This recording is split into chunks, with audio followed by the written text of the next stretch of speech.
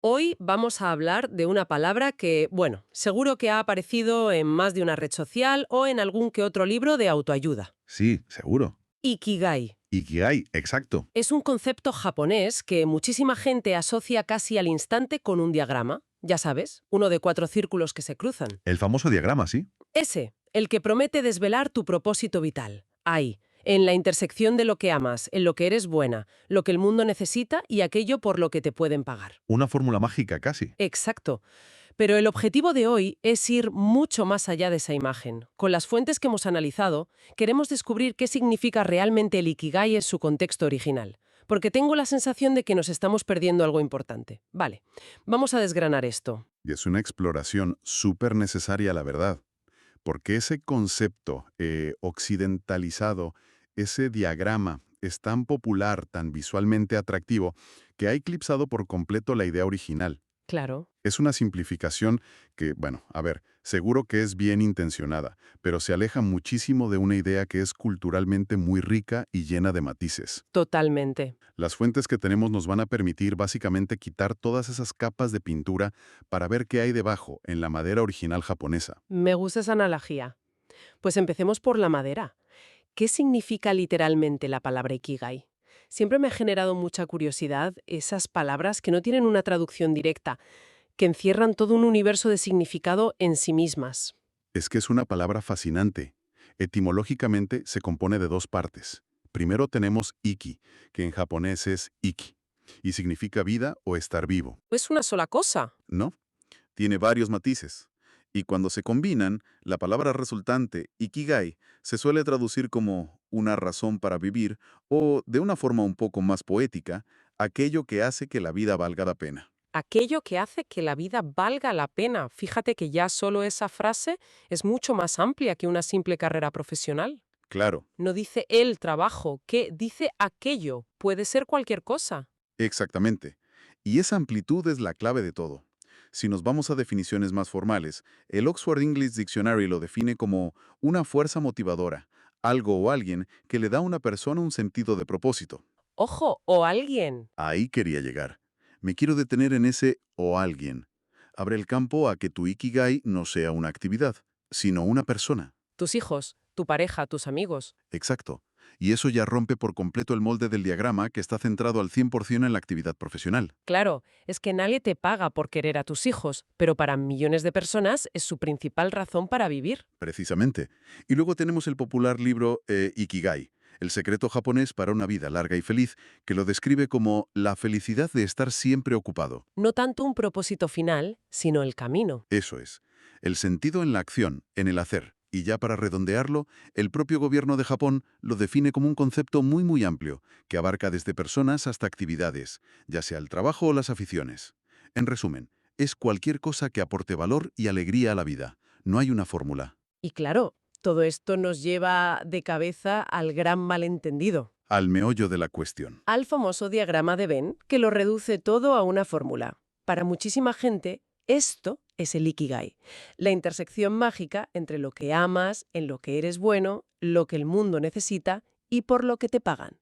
Y aquí es donde se pone la cosa de verdad interesante. Porque aquí es donde la historia da un giro que parece un guión de comedia.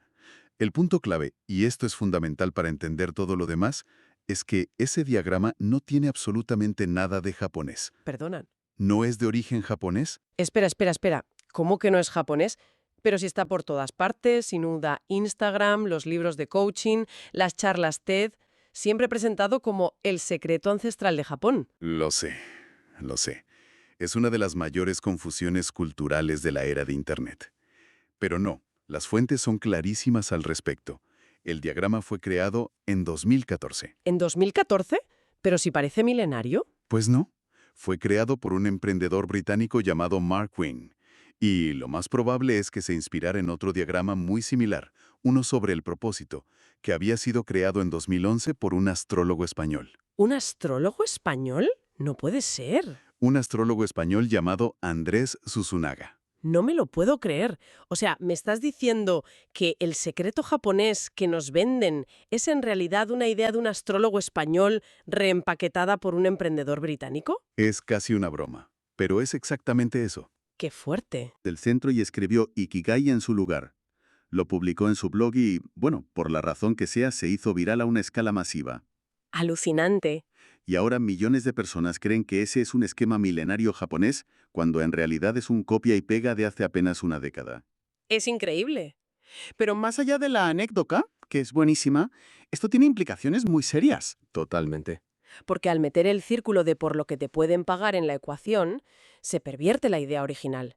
Te está diciendo que si tu pasión es, no sé, la poesía, la astronomía amateur o cuidar de tus sobrinos, pero no ganas dinero con ello, entonces no es un propósito completo. No es Ikigai de verdad, según el diagrama. Exacto. Es una visión muy capitalista de la vida, ¿no? Totalmente. Y esa es la principal crítica que ha recibido el diagrama. Se le ha descrito como un ideal poco realista y también como pegadizo pero engañoso.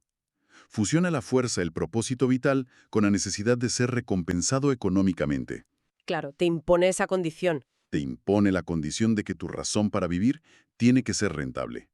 Y eso, desde la perspectiva japonesa original, es una limitación enorme y en muchos casos una fuente de frustración. Entendido. Vale, entonces, si tiramos ese diagrama a la basura, que parece que es lo que debemos hacer, Ujú. ¿qué nos queda? ¿Qué es el Ikigai desde la perspectiva japonesa si no es eso? Se trata más bien de un sentimiento. Es una sensación de realización, de plenitud, que surge cuando una persona persigue sus pasiones. Un sentimiento, no un objetivo. Exacto. Y una característica fundamental es que las actividades que generan Ikigai no son impuestas desde fuera. Se perciben como algo espontáneo y voluntario, algo que nace del yo interior de cada persona. No es algo que buscas en una lista o que un coach te dice que deberías hacer. Es algo que sientes. Suena mucho más personal y, sobre todo, menos prescriptivo. No hay una meta final que alcanzar en el centro de 4 círculos. Muchísimo más. De hecho, para entender su complejidad, hay una clasificación muy reveladora de un psicólogo japonés, Katsuya Inoue, que divide el Ikigai en 3 tipos. 3 tipos. A ver. El primero es el que podríamos llamar Ikigai social. Vale, este me lo imagino. Sería el que encaja con esa idea de lo que el mundo necesita. Correcto. Es el Ikigai aceptado y valorado por la sociedad. El voluntariado, participar en actividades comunitarias, cuidar de la familia, enseñar a otros, actividades que benefician al grupo. Entendido. Luego, Inoue habla del Ikigai no social. Este no está directamente relacionado con la sociedad, sino contigo mismo. ¿Por ejemplo? Pues aquí entrarían cosas como la fe o las creencias espirituales, o la autodisciplina por el simple placer de superarse, Ah, vale. como entrenar para correr una maratón sin ninguna intención de competir, solo por el reto personal. Es algo que haces por y para ti, y no necesita la validación de nadie. Ya. Y finalmente, y este es el más sorprendente de todos, Inoue describe el Ikigai antisocial. ¿Antisocial? ¿Cómo puede una razón para vivir ser antisocial? Eso me rompe todos los esquemas, una contradicción. Suena chocante, ¿verdad? Pero es la motivación que surge de emociones que consideraríamos oscuras o negativas. ¿Negativas? ¿Cómo cuáles? Por ejemplo, el deseo de odiar a alguien o a algo con todas tus fuerzas. O el anhelo de venganza. No me digas. Sí, sí. Si para una persona el motor que le hace levantarse cada día y seguir luchando es el deseo de ver caer a un enemigo, o de demostrar que alguien se equivocaba con él, o de vengarse por una injusticia, según esta perspectiva, eso también es una forma de Ikigai. Es alucinante. Lo fascinante de esto es que rompe por completo con la idea edulcorada y positiva que tenemos en Occidente. Totalmente. Demuestra que el Ikigai no es necesariamente algo altruista, bonito o socialmente aceptable. Es, simplemente, una poderosa razón para seguir adelante. Venga de donde venga. Exactamente. Es una fuerza vital en su estado más puro, sin juicio moral. Es el porqué de tu existencia, aunque ese porqué sea oscuro. Claro, esto nos enseña que el Ikigai es una herramienta descriptiva, no prescriptiva. Justo. Describe lo que te mueve, no lo que debería moverte. Y supongo que tener una fuerza vital así de potente, ya sea positiva o esta antisocial, debe tener un impacto real en la salud. Se habla mucho de la longevidad en Okinawa, una de las zonas azules del mundo. ¿Está esto conectado de verdad? Sí, esta conexión la popularizó mucho el reportero de National Geographic Dan Buettner. Él fue quien sugirió que el Ikigai podría ser una de las claves para entender por qué la gente en Okinawa vive tanto y tan bien. ¿Y qué observó él allí? Pues una de las cosas que vio es que los okinawenses tienen menos deseo de jubilarse en el sentido occidental de parar por completo. No hay una ruptura radical. Exacto. Muchos continúan haciendo su trabajo favorito o sus actividades principales mientras la salud se lo permite, porque esas actividades son su ikigai, mantienen ese estar siempre ocupado del que hablábamos antes. Esa actividad constante que da sentido. Eso es. Y Buettner también introduce otro concepto clave en Okinawa que está íntimamente relacionado, el moai. Moai, me suena. Un moai es un grupo de amigos muy unido, de apoyo mutuo, que se forma en la infancia y se mantiene durante toda la vida. No es solo un grupo de amigos, por lo que he leído. Es algo mucho más profundo. Mucho más.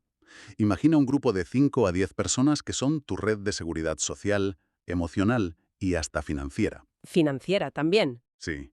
Se reúnen regularmente, cotizan a un fondo común para ayudarse si alguien tiene problemas económicos, se cuidan si alguien enferma, celebran juntos los éxitos. Es una familia elegida con un compromiso casi contractual. ¡Qué maravilla! Para muchos okinawenses, cuidar de su moai y ser cuidado por él es una parte central de su ikigai. Es que eso te da una razón potentísima para levantarte por la mañana, saber que cuentas con ellos y que ellos cuentan contigo. Y la ciencia ha podido medir esto. Hay datos que respalden la conexión entre tener un ikigai y vivir más o mejor. Sí, los hay. Las fuentes mencionan varios estudios. Uno muy importante, publicado en la revista Psychosomatic Medicine, siguió a miles de personas en Japón durante años. ¿Y la conclusión? La conclusión fue que las personas que no sentían tener un ikigai tenían una mortalidad significativamente más alta, sobre todo por enfermedades cardiovasculares. O sea que la falta de un propósito vital parece tener un impacto físico real en la salud del corazón. Es un dato muy potente. Lo es, lo es. Curiosamente, ese mismo estudio no encontró una correlación clara con el desarrollo de tumores malignos. La conexión parece ser más específica con el sistema cardiovascular.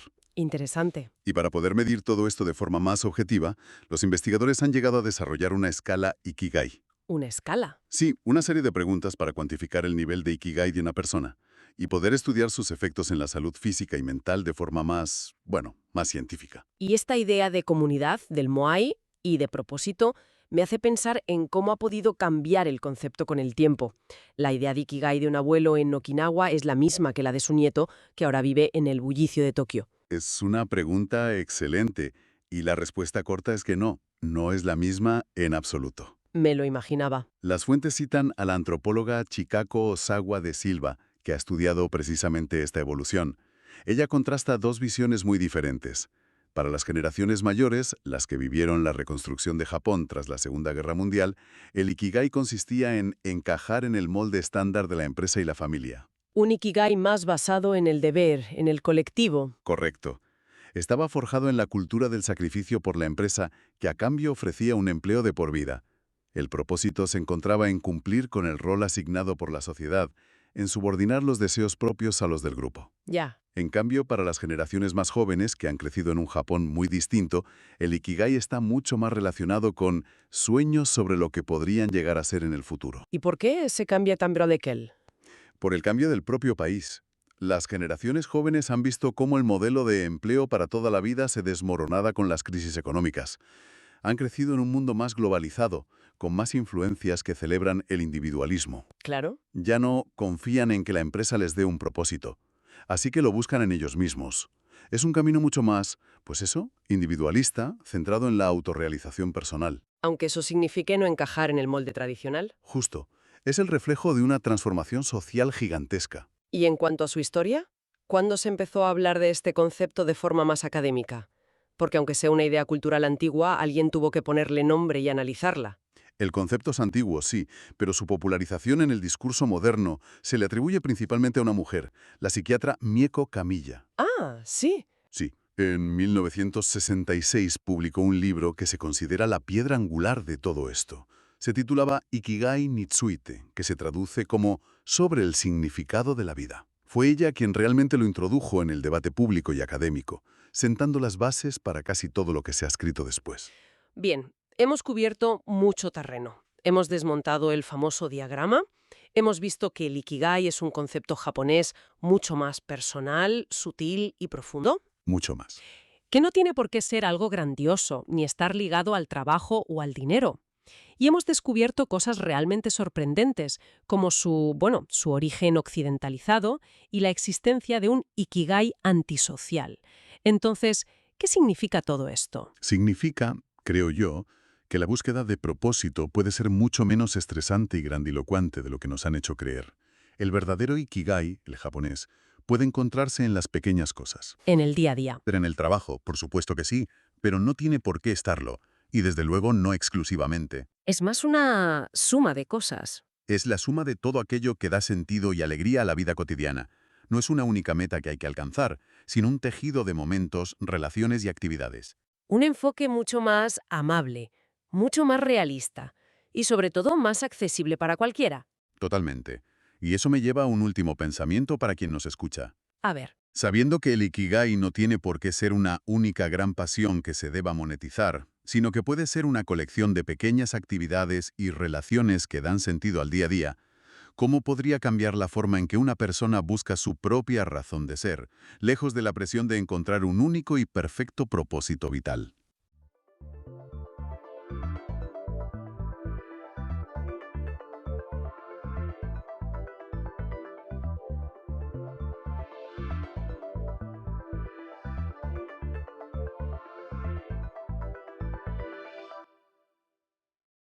Vale, vamos a desgranar esto.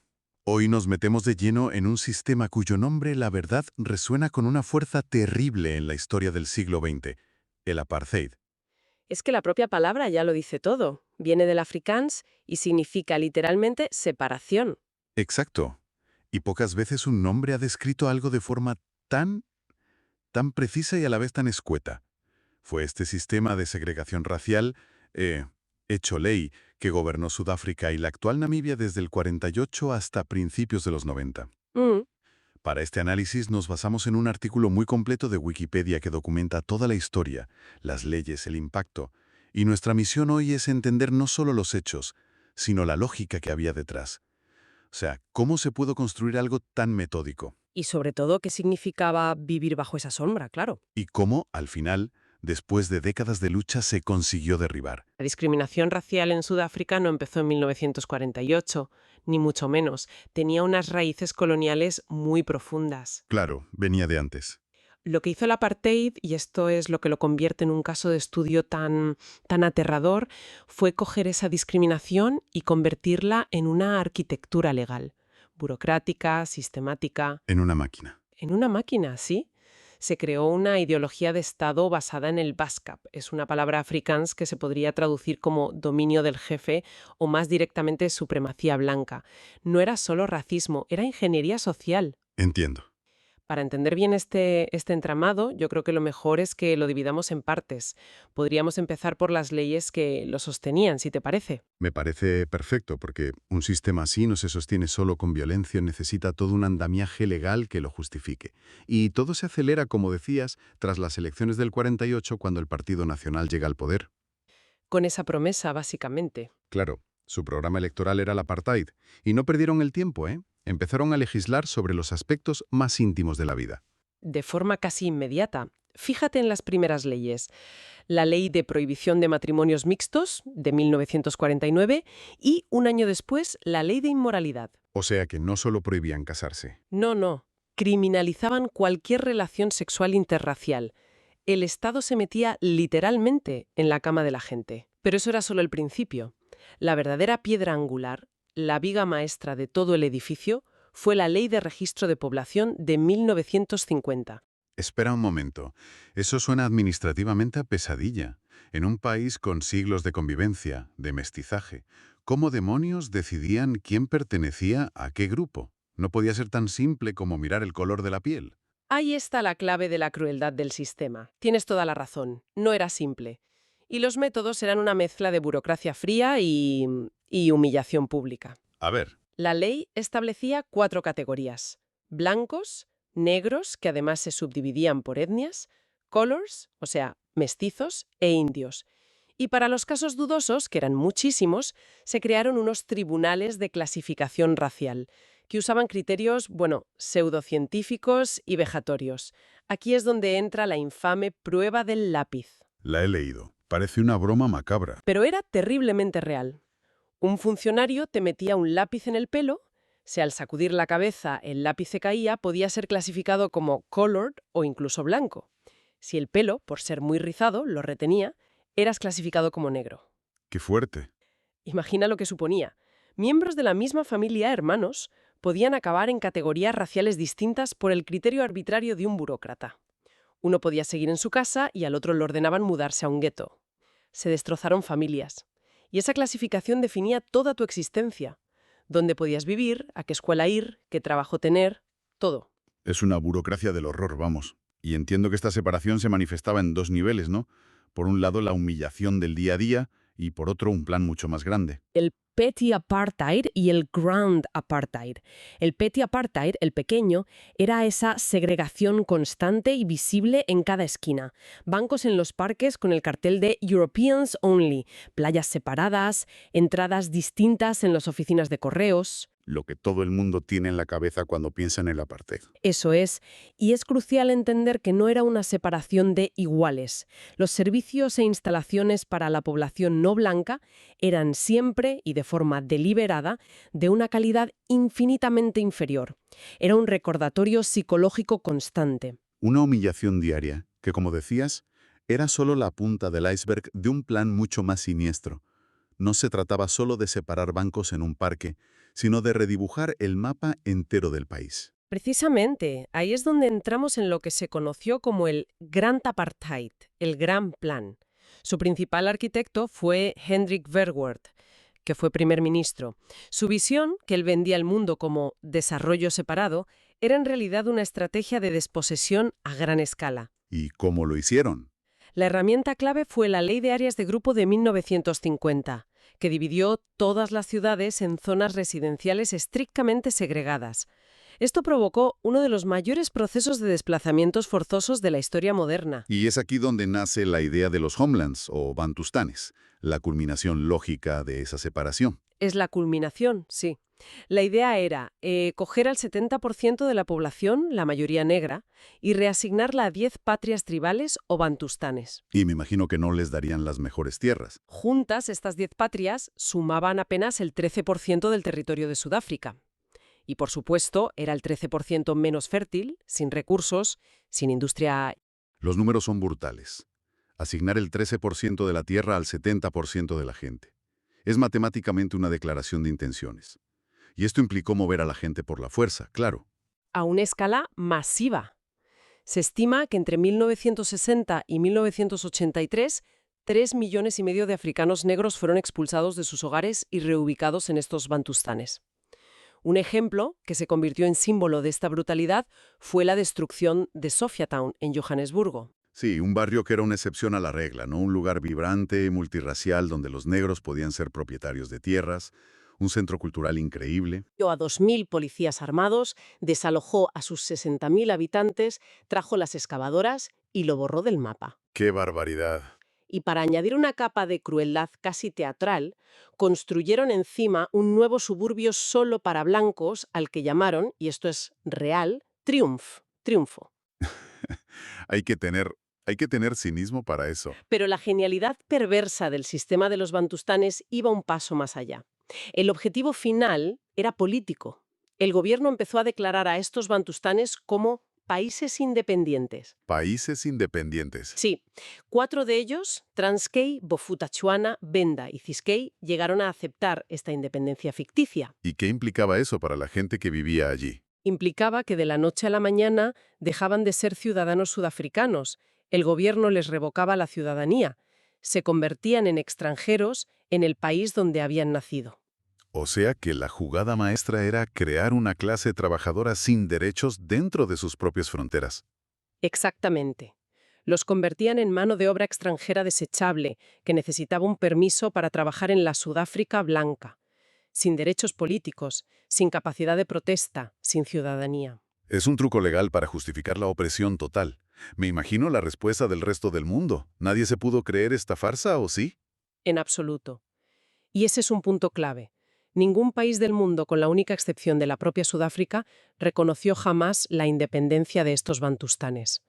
La comunidad internacional los vio siempre como lo que eran, estados títere. Claro, un sistema tan violento y opresivo tenía que generar una reacción. La resistencia debió de ser enorme. Lo fue, y desde el principio. El Congreso Nacional Africano, el ANC, lideró campañas de desobediencia civil. Pero el momento que lo cambió todo, el punto de no retorno, fue la masacre de Sharpeville, en 1960. ¿Qué pasó ahí? Miles de personas se manifestaban pacíficamente contra las odiadas leyes de pases, que obligaban a los negros a llevar un documento de identidad que restringía sus movimientos. La policía abrió fuego a discreción contra la multitud desarmada. Mataron a 69 personas, muchas por la espalda, mientras intentaban huir. Eso debió de ser un shock brutal, no solo para Sudáfrica, sino para el mundo entero. Fue un antes y un después. La respuesta del gobierno fue prohibir el ANC. La resistencia se vio obligada a pasar a la clandestinidad. Y fue entonces cuando líderes como Nelson Mandela llegaron a la conclusión de que la vía pacífica se había agotado. Y ahí es cuando se forma el brazo armado. Exacto. El ANC formó el Umkhonto we Sizwe, que significa la lanza de la nación, y comenzó una campaña de sabotajes. Y la resistencia no paró de evolucionar.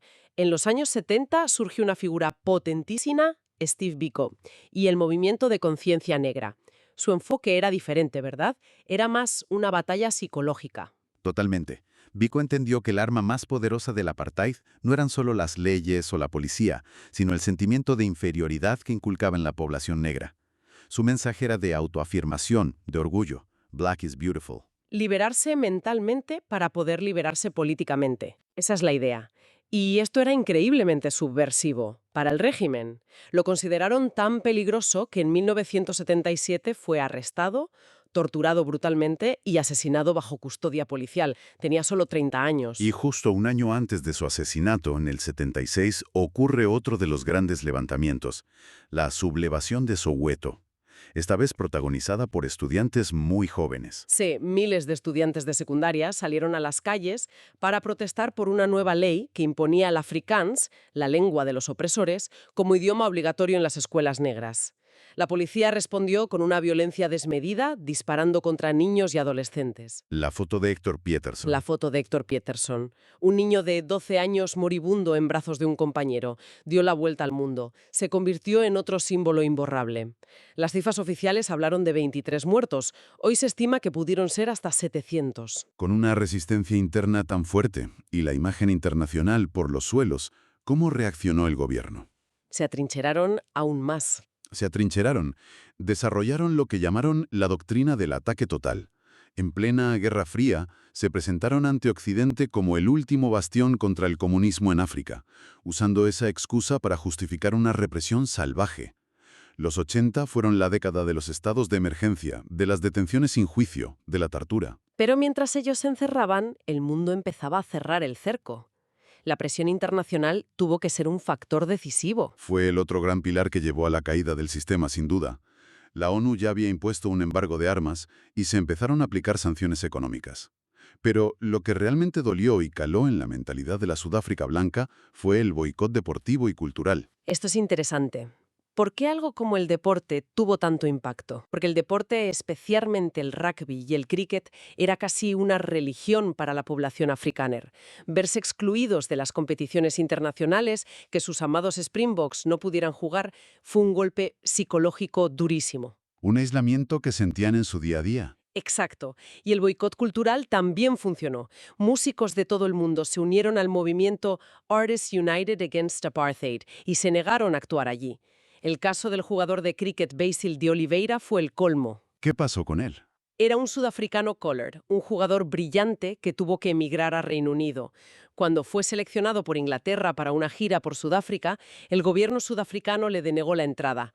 El escándalo fue tan mayúsculo que la gira se canceló y el aislamiento deportivo se hizo total. Así que tenemos una tormenta perfecta a finales de los 80. Una resistencia interna que no se rinde, una economía estancada por las sanciones y un aislamiento internacional que es total. El sistema parece insostenible. Lo era. estaban en un callejón sin salida. Y entonces, en 1989, llega al poder F.W. de Klerk, un hombre del aparato, un conservador del que nadie esperaba nada. Pero de Klerk era, sobre todo, un pragmático. Vio que el país se dirigía a una guerra civil y tomó una decisión que dejó al mundo boquiabierto. El famoso discurso del 2 de febrero de 1990. Exacto. Se plantó ante el Parlamento y sin previo aviso anunció la legalización de la ANC y de todos los grupos prohibidos. Anunció el fin de la era del apartheid y prometió la liberación de todos los presos políticos, incluido Nelson Mandela. Un terremoto político. Total, 9 días después, el 11 de febrero, las cámaras de todo el mundo retransmitían en directo cómo Nelson Mandela salía de la prisión libre tras 27 años. Ese momento es historia viva. Pero liberar a Mandela y legalizar a la ANC es el primer paso. Construir una democracia sobre las cenizas de un sistema tan odiado tuvo que ser increíblemente difícil y peligroso. Fue un proceso al borde del abismo, constante. Las negociaciones, conocidas como CODESA, estuvieron marcadas por la violencia y la desconfianza. Había una tercera fuerza, vinculada a elementos del antiguo régimen, que intentaba hacer descarrilar el proceso con masacres. Recuerdo leer sobre el asesinato de Chris Hani en 1993. Dicen que ese fue el momento en que Sudáfrica estuvo más cerca de la guerra civil. Sin duda. Hani era un líder del ANC enormemente popular entre los jóvenes. Su asesinato por un extremista blanco provocó una ola de ira. Y fue Nelson Mandela, que aún no era presidente, quien se dirigió a la nación por televisión, con una calma y una autoridad moral inmensas. Llamó a la contención y salvó el proceso. Demostró que ya era el verdadero líder del país. Desde luego. Y a pesar de todo, lo consiguieron. Llegaron a un acuerdo y convocaron las primeras elecciones democráticas. El 27 de abril de 1994. Una fecha grabada a fuego. Las imágenes de ese día son una de las cosas más conmovedoras del siglo XX. Colas de kilómetros, gente de todas las razas, muchos ancianos que habían esperado toda su vida, esperando pacientemente para votar por primera vez. Tuvo que ser una catarsis colectiva. Totalmente. Un acto de fe en el futuro. El resultado fue el esperado. El ANC arrasó y Nelson Mandela se convirtió en el primer presidente de una Sudáfrica libre, formando un gobierno de unidad nacional que increíblemente incluía a su antiguo carcelero, de Klerk, como vicepresidente. Un gesto de reconciliación asombroso. Fue el cierre simbólico de un capítulo terrible y el comienzo de uno nuevo, lleno de esperanza, pero también, como se vería después, de desafíos monumentales. Así que, después de casi medio siglo, se desmantela un sistema diseñado hasta el último detalle para oprimir. Una historia de injusticia convertida en ley, pero también, y sobre todo, de resistencia y victoria. Pero claro, abolir las leyes no borra las cicatrices. El legado del apartheid debe ser algo muy presente hoy. Absolutamente. Y ese es el legado más complejo. Cambiar las leyes fue, entre comillas, la parte fácil. Lo difícil es deshacer las consecuencias de décadas de desigualdad estructural. Hoy, Sudáfrica es una de las sociedades más desiguales del planeta. Si miras un mapa de la propiedad de la tierra, de la riqueza, de los barrios, sigue reflejando en gran medida las antiguas líneas raciales. La desventaja en educación, en sanidad, en oportunidades, es algo que se transmite de generación en generación. Es el recordatorio de que la justicia legal es solo el primer paso. La justicia social y económica es una batalla mucho más larga. Exacto. Y esto nos lleva a una reflexión final para quienes nos escuchan. El término apartheid nació para describir este sistema histórico y único en Sudáfrica. Hoy, sin embargo, su uso se ha expandido. Se utiliza a menudo como una acusación en otros conflictos, para denunciar otras formas de segregación. Es una palabra muy cargada. Muy cargada. Y esto plantea una pregunta importante y, yo creo, provocadora. Más allá de su uso político, ¿qué nos dice que se invoque esa palabra sobre la naturaleza de la exclusión en nuestro tiempo? Y sobre todo, ¿qué lecciones de la lucha sudafricana podemos aplicar para reconocer los patrones de la segregación sistémica, aunque se presenten en contextos muy diferentes y con justificaciones que ya no se atreven a nombrar la raza de forma tan explícita?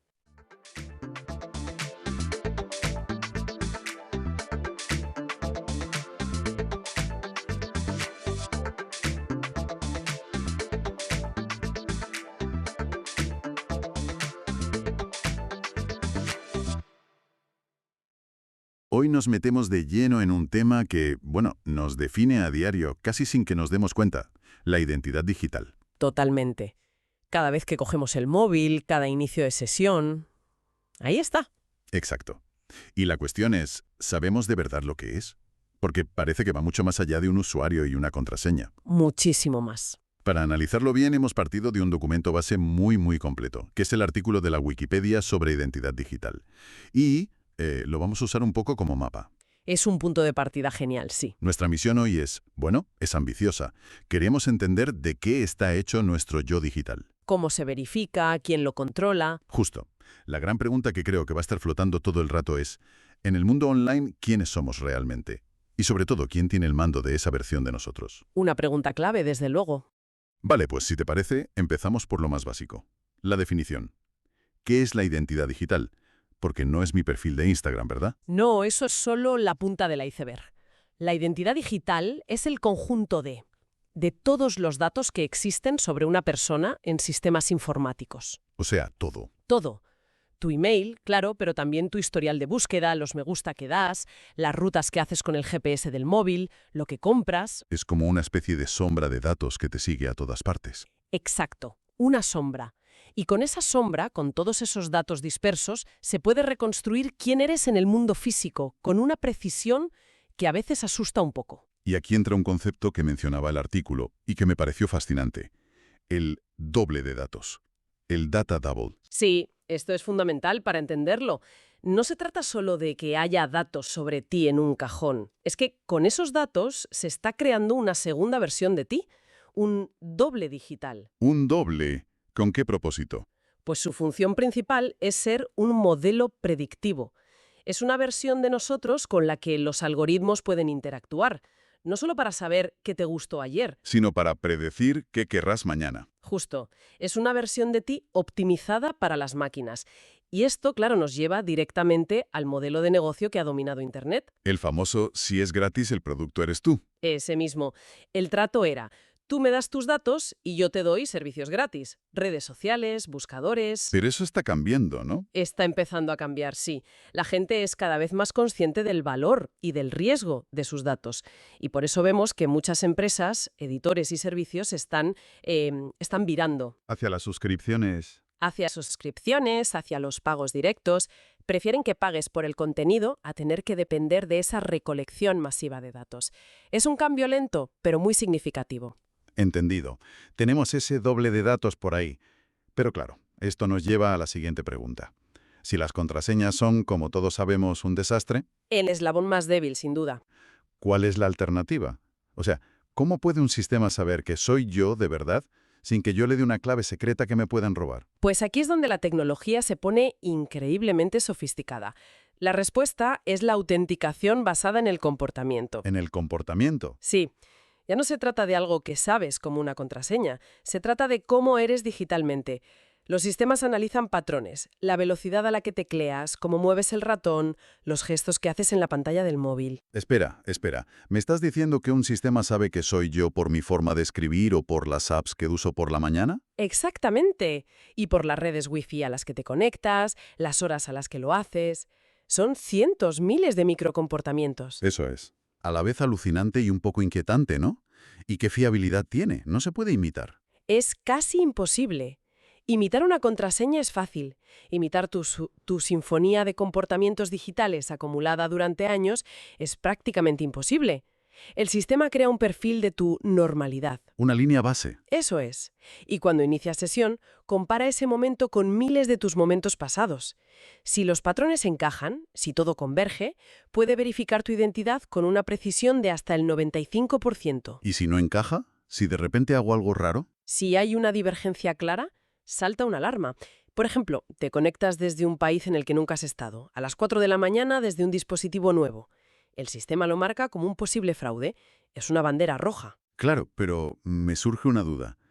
¿Y si soy yo de verdad, pero estoy de vacaciones en Tailandia y me conecto desde el portátil de un amigo en una cafetería? ¿Me va a bloquear el acceso a mis propias cuentas? Ese es el gran reto, claro. El equilibrio. Los sistemas tienen que ser lo bastante inteligentes como para distinguir una anomalía real, como un viaje, de un ataque. ¿Y cómo lo hacen? Pues por eso, a veces, en esas situaciones, te piden un segundo factor de verificación. No te bloquean directamente, pero te dicen, oye, esto es raro, demuéstrame un poco más que eres tú. Te envían un código al móvil, por ejemplo. Vale, entiendo. Buscan el equilibrio. Y esto me lleva a una distinción que siempre me ha costado un poco, la de autenticación y autorización. Suenan muy parecido. Pero son dos cosas completamente distintas, aunque vayan seguidas. A ver, explícamelo de forma sencilla. Muy sencillo. La autenticación responde a la pregunta ¿quién eres? Es el proceso de demostrar tu identidad. Con algo que sé, como la contraseña, algo que tengo, como el móvil, o algo que soy, como mi huella. Exacto. Esos son los tres pilares. Y la autenticación multifactor, la más segura, combina al menos dos de ellos. Vale, me he autenticado. El sistema ya sabe que soy yo. ¿Y ahora? Ahora viene la autorización, que responde a la pregunta ¿y qué tienes permitido hacer? Una vez el sistema sabe quién eres, decide a qué puertas te deja entrar y a cuáles no. Como en el trabajo, que mi usuario puede ver unas carpetas, pero no otras. Justo. O una analogía del mundo real que lo deja muy claro. Alquilar un coche.